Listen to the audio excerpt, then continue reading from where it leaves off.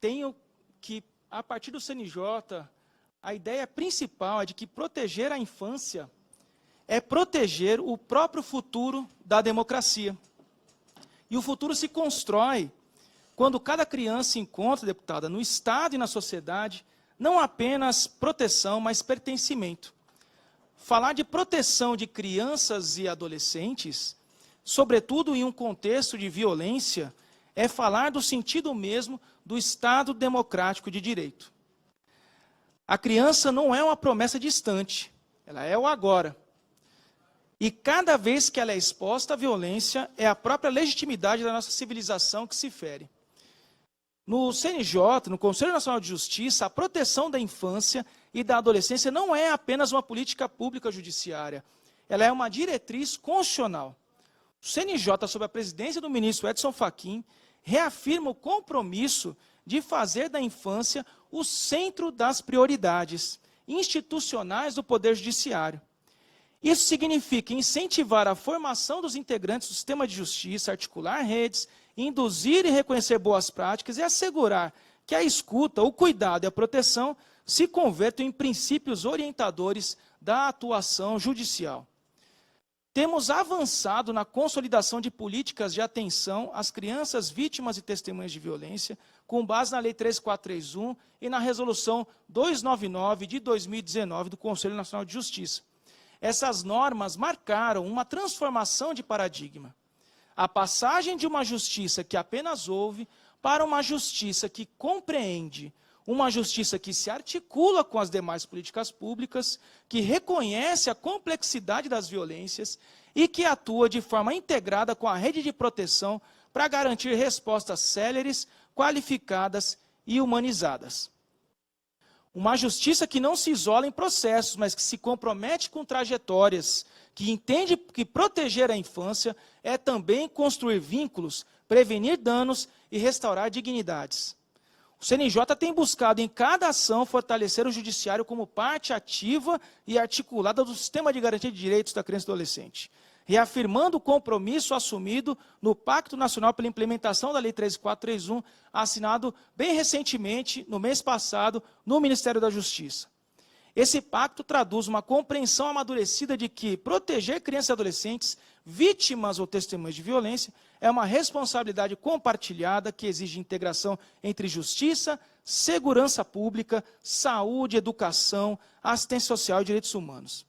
Os números confirmam a urgência, deputada, dessa articulação. Segundo o Anuário Brasileiro de Segurança Pública, a cada 10 minutos estimados, uma criança com menos de 13 anos, criança ou adolescente, no caso, é vítima de estupro no Brasil. Por trás desses números, há histórias interrompidas, infâncias feridas e famílias que carregam o peso de uma violência que poderia e deveria ter sido prevenida. Mais do que um protocolo, trata-se de uma estratégia de governança cooperativa em que cada instituição, do executivo ao legislativo, do sistema de justiça à sociedade civil, desempenha um papel essencial na prevenção, no atendimento e na reparação das violências. O Conselho Nacional de Justiça tem atuado assim para fortalecer as coordenações intersetoriais, apoiar a criação de comitês e fluxos integrados de atuação e estimular o diálogo permanente com os demais poderes e órgãos da federação. Porque nenhuma política pública se sustenta isoladamente, senhoras e senhores. Nenhum juiz protege sozinho e nenhuma sentença se completa sem a rede que ampara e dá continuidade à proteção. Senhoras, senhores, neste momento histórico, em que as formas de violência se sofisticam e se deslocam para o ambiente digital, o desafio é ainda maior. A tecnologia amplia horizontes, mas também multiplica riscos. Dados recentes indicam que 93% dos brasileiros reconhecem que nossas crianças e adolescentes estão ficando viciados em redes sociais, o que revela uma preocupação crescente de toda a população, com os efeitos da hiperconectividade sobre o desenvolvimento emocional, social e cognitivo da infância. Crianças e adolescentes expostos precocemente a conteúdos nocivos, à desinformação, ao aliciamento e à exploração, tornam-se alvos fáceis de um tipo de violência silenciosa, repetitiva e devastadora. A resposta institucional precisa ser firme, mas também inteligente. E é sob essa perspectiva que cabe propor 3 linhas de fortalecimento das políticas públicas de proteção. Primeiro, a prevenção como eixo estruturante. Não há responsabilização efetiva, doutor Otávio, se não houver um olhar antecipatório capaz de romper o ciclo da violência antes que ele se repita. Isso exige educação digital, campanhas de conscientização e a construção de uma cultura de cuidado que envolva escolas, famílias e comunidades. Segundo, a pactuação intersetorial, na mesma linha da pactuação realizada pelo Pacto Nacional pela Escuta Protegida bem recentemente. A proteção de crianças e adolescentes, vítimas ou testemunhas de violência, não se limita à atuação judicial, sobretudo no ambiente digital.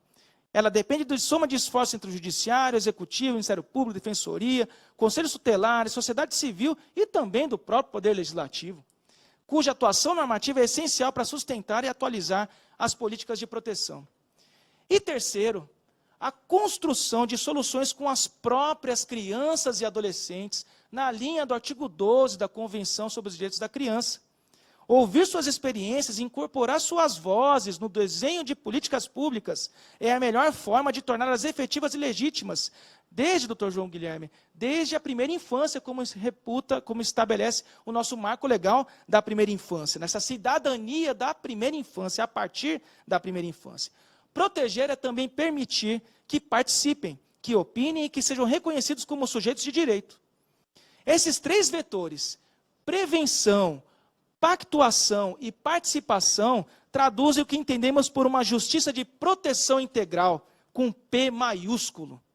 Uma proteção que se desdobra em prevenção para romper o ciclo da violência antes que ela se repita, em pactuação para unir esforços entre instituições e poderes, e em participação para garantir que crianças e adolescentes tenham voz na construção das soluções que lhes dizem respeito. Essa é a justiça que acolhe, que coordena, que apreende e que aprende com quem protege.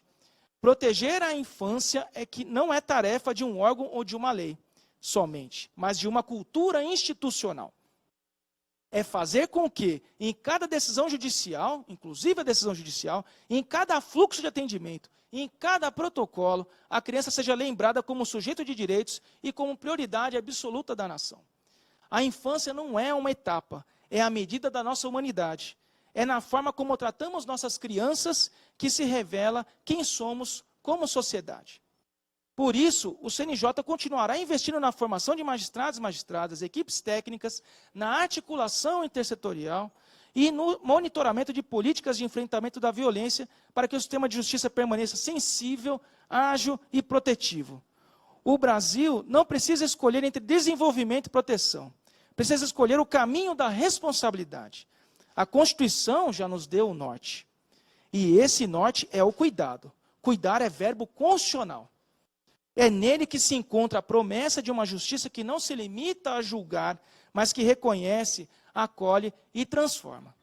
Que sigamos, portanto, como instituições e como pessoas, apressando-nos devagar, como lembra o ministro Edson Fachin, pela expressão latina festina lente, e com a constância e fé pública para garantir que nenhuma criança brasileira cresça sem o direito de ser protegida e de sonhar em paz.